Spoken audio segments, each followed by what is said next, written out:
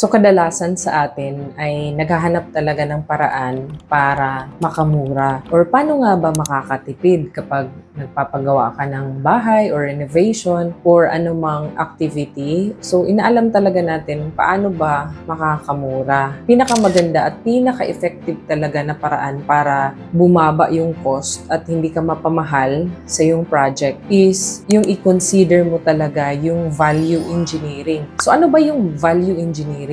Nagka-cut corners ba to para makatipid? Or nag-o-optimize ka ng iyong design at saka pinipili mo talaga yung mga efficient na construction materials na kung saan hindi mo kailangan gumastos ng malaki. So pinipili mo yung mga smart choices para ma-maximize yung value. Kaya importante talaga na makipag-work ka sa right team. Ibig sabihin kung kumuha ka ng architect at saka builders, dapat sa simula pa lang ma-discuss mo sa kanya or mapaintindi mo na architect or kung nakuha mo engineer, gawin natin yung i-value engineering natin yung design. Yung hindi tayo magdadagdag ng mga bagay na magpapa-add lang sa cost pero walang masyadong nadagdag sa value ng project. So isa sa mga gagawin talaga is makipag-work ka at maklaro mo sa yung builders or sa yung architect or engineer na nakuha na gawin natin or i-value engineer natin yung project. So, pangalawa mong i-consider is yung material choice or ano yung mga pipiliin mo na materyales. Kung cost-effective or cost-efficient ba yun na materyales. For example, pipili ka ng engineered wood instead sa hardwood. Another example is gagamit ka ng mga alternative na materials na example, gumamit ka ng CHB tapos magpapalitada ka pa. So, gagamit ka ng mga bagong technology or bagong pamalit doon na concrete formworks. Yung tipong hindi ka na magpapalitada or mga shear wall or yung mga insulated concrete forms. Yung tipong sa energy naman babawi yung hindi nag-a-absorb ng init. Kasi 'di ba yung CHB talagang pag matirik na araw, sobrang hihigupin niya talaga yung init. Tapos kinagabihan, i-release niya kaya medyo mainit. Kaya magtatrabaho yung ating aircon kung pinapalamig natin yung room. Kaya sa choices of material, sa simula pa lang is tinignan mo na pwedeng mas mura. Or example, gagamit ka ng fiber cement board, yung katulad sa ginawa namin sa bahay, na kung saan yung cost talaga ng paggawa ng bahay is lower talaga. Sa material selection pa rin tayo, yung iiwasan mo yung mga imported na materials, yung locally lang na nabibili para kahit papano yung transportation nun. At the same time, hindi maaapektuhan din yung time nun sa pag-order, pag-procure, at saka pag-deliver sa site. So another mong gagawin para ma-value engineer mo or makakamura ka, i-simplify mo talaga yung design. Alam niyo ba na same area ha, example 20 square meter, tapos ang design na ginawa ng isa is 4x5. So that's 20 din, 20 square meter. Yung isa naman is ginawa niya 2x10. So yung surface area na kinover nung 2x10 compare sa 4x5 is mas madami yung nagamit niya na CHB. So example ha, yung 4x5, ang perimeter nun 4 plus 4 plus 5 plus 5. So 18 yung pinaka-perimeter niya ng buong 4x5.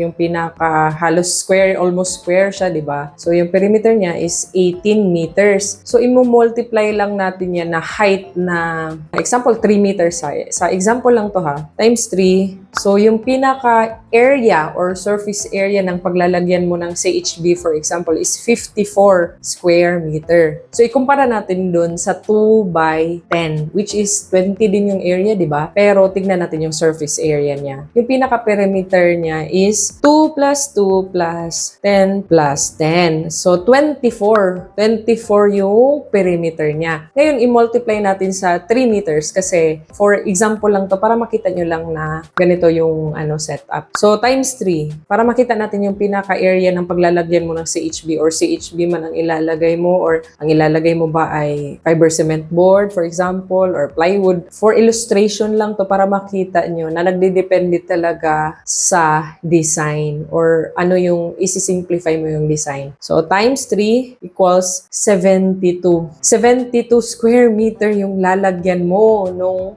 CHB. So, may difference sila na 18 kasi nga, yung area nung isa, yung 2 by 10 is umaabot siya ng 72 square meter yung surface area niya. Yung lalagyan mo, example ng wall, yung palibot sa kanya. Whereas, yung 4 by 5, same area ha, same lang ng area. Pero yung gagamitin mo na CHB or paglalagyan mo ng wall na area, so nasa 54 square meter lang. So, yung difference nila is 18 square meter. Doon pa lang, sa 18 square meter na natipid mo sa area or surface area na paglalagyan mo ng wall or CHB or kung ano mang ilalagay mo. Example lang natin yung CHB ang ilalagay natin. So, sa 18 square meter times 12.5 peraso na magagamit kada square meter. So, nasa 225 na CHB ang matitipid mo. Example, yung presyo no, nasa 15 pesos. Example half times 15. Oh, that's 3,375. So, doon pa lang, di ba? Same area sila, pero yung dimension ng isa is longer, 2 by 10, tapos yung isa naman is 4 by 5. So, doon pa lang, di ba? Malaki talaga yung factor, yung pag-design ng isang bahay. Parang mag-a-affect siya sa gastos. So, dito pumapasok talaga yung value engineering. So start pa lang, clear talaga, sasabihin mo na sa architect mo para ma-consider niya yon habang dinidesign yung bahay. So another din sa simplify your design para hindi ka gumastos ng malaki is that mag-stick ka doon sa standard na mga sizes, standard sizes ng doors para hindi ka magpa-fabricate. Mas mahal kasi kung customize kesa sa yung mga ready-made na or mga naka-standard sizes na. Tapos yung sa mga windows, ganyan, standard sizes or mga rooms. So, hindi ka mahihirapan kapag naka-standard, hindi naka-customize yung mga design. Isa din na makaka-save ka is that makonsider mo yung mga energy efficient na mga appliances or mga energy efficient na kunwari sa mga windows, yung double glazed windows ba ang gagamitin mo or yung mag-invest ka sa insulation kasi para pagkadating ng panahon like yung bill mo sa kuryente kapag nakatira ka na sa bahay, hindi ganun much higher. Kasi kung malaki yung hindi ka nag-invest sa insulation, tapos kapag nandun ka na sa bahay, ang laki ng bill ng kuryente mo, tapos ilang taon ka maninirahan dun. Mas maganda na i-consider mo yun para sa long run, hindi ka mahirapan. At saka, kung maglalagay ka ba ng mga solar panel, ganun, para yung electricity mo, zero na lang, or mabibenta mo pa yung sobra, or kung hindi man zero, at least hindi na yung sobrang mahal na monthly na bill sa kuryente. So, isa din sa i-consider mo or titignan mo talaga is i-prioritize high impact areas like sa kitchen, laging ginagamit or sa mga dining, sa bathroom, mga ganun. Yung mga area na dun, gagamitan mo talaga ng maayos na mga materials para hindi ka palit ng palit. Kunwari, sa cabinet, sa kitchen, gagamit ka lang ng mga mumurahin dun. Tapos, example, aanayin lang after or mabilis lang masira pag nabasa, ganun. So, yung mga areas na alam mo na kailangan, hindi ka dapat magtipid dun, wag ka talagang magtipid. Isa na din dun sa electrical, hindi mo siya dapat talaga tipirin. At saka yung mga bagay na nakabaon kasi mahirap na kasi yan siya bungkalin pa eh. So, yan yung mga areas na hindi mo siya titipirin, dapat mamili ka talaga ng maayos na materials para doon. Maigi na makonsider talaga yan at madiscuss mo nga sa yung professional na kinuha or maging clear sa'yo na hindi magtitipid sa mga bagay na yon. Tama din sa pag-value engineering, syempre, yung maging on-time ka or yung construction timeline mo is masunod talaga kasi the longer the construction timeline, syempre, may malaking equivalent din yun na amount. Kung nagpapaarawan ka or pakyawan or contractor man, kung hahabaan nila yung paggawa, syempre may cost implication yon. Another thing na kailangan talaga i-consider, which is sa experience nga namin, di ba, yung nag-ayos kami ng waterproofing sa roof deck kasi may mga tulo or tagas, malaking problema siya kasi nakaka-damage siya ng mga cabinets. For example, dun sa area na yun, dun mo nilagay o in-install yung cabinets, tas merong tumatagas or may tulo doon. Siyempre, masisira. Tapos kapag nasira, i-replace mo. So, additional na cost yun. Sa simula pa lang talaga, kailangan talaga lagyan or i-consider mo talaga yung waterproofing kasi kapag tag-ulan talaga, sakit talaga siya sa ulo. Tapos, yung insulation naman kapag tag-init, kasi nga pag tag-init, sobrang init naman. So yung dalawang bagay na yun na laging nakakaligtaan or less lang yung nilalagay na amount or budget para doon.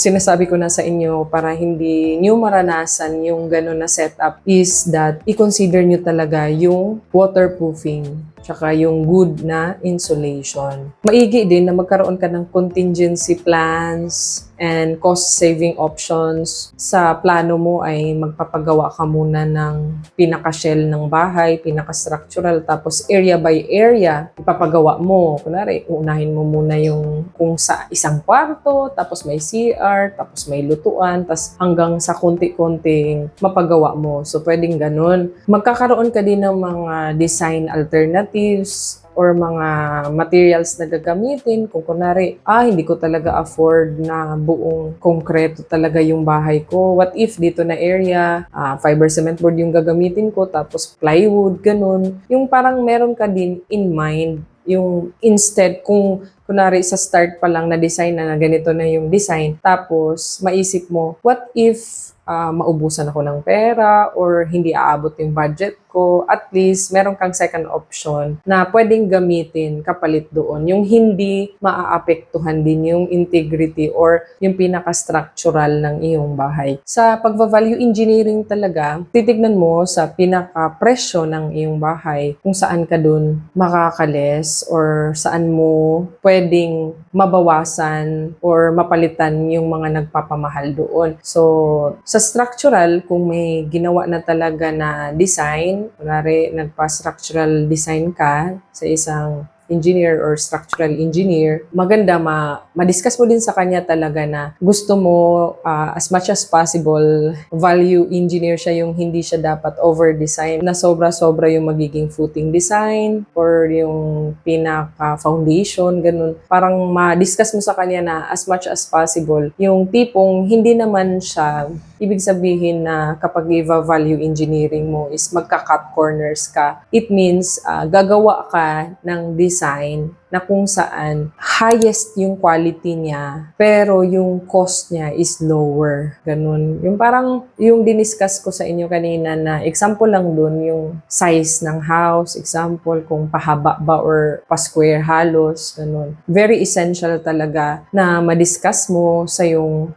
designer na yun yung gusto mo, yung value engineering or naka-value engineering yung project na ipapagawa mo. Value engineering is ma-optimize mo yung pinaka-project mo, makakapili ka ng design na kung saan lower cost pero yung kanyang durability at saka yung kanyang function is at highest naman. Isa din sa mga titignan mo talaga yung maintenance. Hindi lang yung sa start lang pero dapat nasa mind mo din na paano to kapag matagal na or paano yung maintenance nito. So maganda talaga na makonsider yung maintenance in the long run. So magiging strategic ka sa pagpili ng materyales, sa design options, ganyan. At syempre, maging maayos yung pag-manage ng project para hindi siya magkaroon ng variations or overruns na kung saan magdadagdag ka ng additional pa sa na-plan mo na budget. So yun lang muna for today.